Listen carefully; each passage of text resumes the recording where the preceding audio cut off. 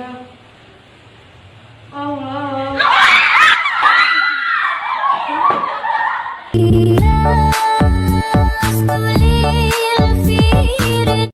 Kebelakangan ini kita lihat telah banyak video-video dan gambar-gambar serta kata-kata di media sosial ini yang cuba untuk menghina Islam. Tak sudah dengan ibadah solat dibuat prank, dibuat TikTok, Al-Quran dikoyak dan dibakar, kalimah Allah dijadikan mainan dan dipijak-pijak, serta juga yang menghina Nabi SAW dan ahli Nabi SAW, serta menghina para ulama dan sebagainya. Satu demi satu kita nampak perwatakan bodoh segelintir manusia di akhir zaman ini, dengan kononnya cuba untuk menjelek-jelekan serta nak merendahkan Islam. Yang sedihnya mereka buat ibadah Islam itu sebagai suatu benda yang lawak dan mainan. Demi nak mengikuti benda yang viral, sanggup buat perkara bodoh semata-mata nak mengejar famous. Sungguh bodoh. Ingatlah, kamu takkan mampu untuk merendahkan dan menjatuhkan Islam, kerana al-Islamu ya'lu wa la yu'la. Islam itu tinggi dan tak ada yang dapat menandingi ketinggiannya. Walaupun pada zahir kita nampak Islam itu terhina disebabkan perwatakan bodoh syaitan yang bertopengkan manusia ini, tapi hakikatnya Islam itu tetap mulia dan suci. Yang hina itu adalah manusia yang cuba untuk menghina Islam itu sendiri.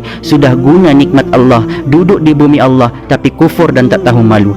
Ada tiga perbezaan makhluk yang Allah ciptakan. Pertama, malaikat yang hanya ada akal tapi tak ada nafsu. Dan kedua adalah binatang yang hanya ada nafsu tapi tak ada akal. Dan yang ketiga adalah manusia yang punya kedua-duanya, akal dan hawa nafsu. Sebab itu manusia bila mana dia guna akal dia dengan sebaiknya, maka dia akan sama dengan malaikat, atau mungkin dia lebih baik daripada malaikat. Manakala jika manusia itu mengikuti hawa nafsunya semata, maka dia sama seperti binatang ataupun mungkin lebih teruk daripada binatang. Sebabkan itu segelintir manusia seperti puak-puak yang hina agama ini boleh dinisbahkan seperti babi. Sebab kenapa?